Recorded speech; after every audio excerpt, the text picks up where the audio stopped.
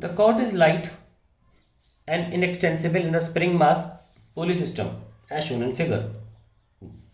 Find the frequency of vibration if the mass m is displaced slightly and released. Assume that the cord does not slip over the pulley. देखिए इस बार पुली का मास दे रखा है m, तो पुली का मास है। अब देखते हैं हम इसमें एनर्जी इक्वेशन कैसे लिख सकते हैं विथ रिस्पेक्ट टू टाइम। जब आप इसको x नीचे लेकर आओगे तो ये पुली जब नीचे आएगी तो इसके मान लो थोड़ी नीचे आ गई तो यहाँ से x रिलीज होगा, यहाँ से x रिलीज होगा, तो पुली को सिर्फ x/2 नीचे आना पड़ेगा, उतने में ही वो यहाँ और यहाँ x/2 मिलाकर x दे सकती है। So pulley moves down by distance x/2 to release x length of string. Hence, the spring also comes down stretches by x/2 spring भी क्योंकि पुली से कनेक्टेड है तो स्प्रिंग भी x/2 नीचे आएगी। अब मैं लिख लेता हूँ, जब नीचे आ रही होगी रास्ते में कहीं इस ब्लॉक की एनर्जी होगी ½ mv², साथ में हमारे पुली की काइनेटिक एनर्जी होगी, पुली भी नीचे आ रही है ½mv/2²। ठीक है, ऐसा क्यों लिखा मैंने, क्योंकि जो x अगर नीचे आ रहा है तो पुली x/2 नीचे आ रही है, तो वेलोसिटी जो होगी वो v/2 होगी। x/2 है, अगर नीचे आना तो v/2 वेलोसिटी भी होगी।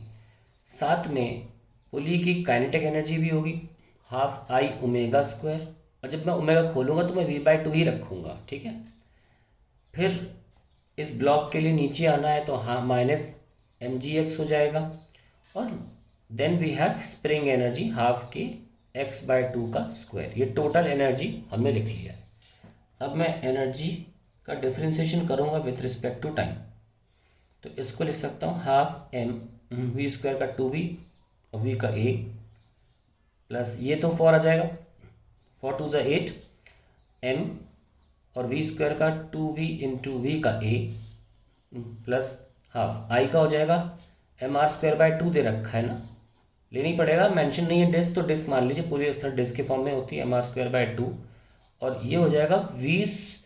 इसको अलग से लिख लेता हूँ क्योंकि फिर नहीं तो एक लाइन लिखनी पड़ेगी v/2, क्योंकि स्पीड तो v/2 है, v² फिर r² क्योंकि रेडियस स्मॉल r दे रखा है, तो ये क्या खुला v²/4 है, तो आप 1/4 पहले ले लीजिए, यहाँ भी आप स्मॉल r ही लीजिए क्योंकि स्मॉल r दे रखा है, और v² का हो जाएगा फिर 2v v का a नीचे r², फिर -mgv प्लस 4 2 ज़ा 8 k x² का 2x और x का v, ये आ गया।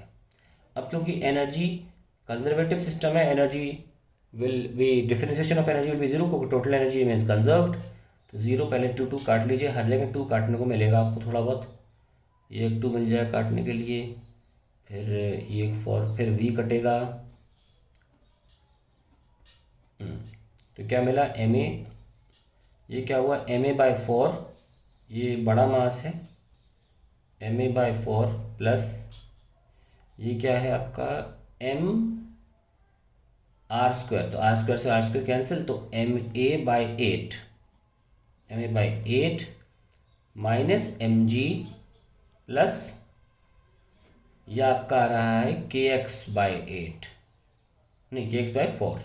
ठीक है, तो सारे a वाले एक तरफ कर लो, तो हम यहाँ कर लेते हैं सारे एक तरफ, सो a वाले एक तरफ हो जाएंगे m प्लस, और मैं यहाँ माइनस साइन लेकर आ रहा हूँ, तो यहाँ 2 से कर दो 2, तो 3m/8 is equals to kx/4 minus mg।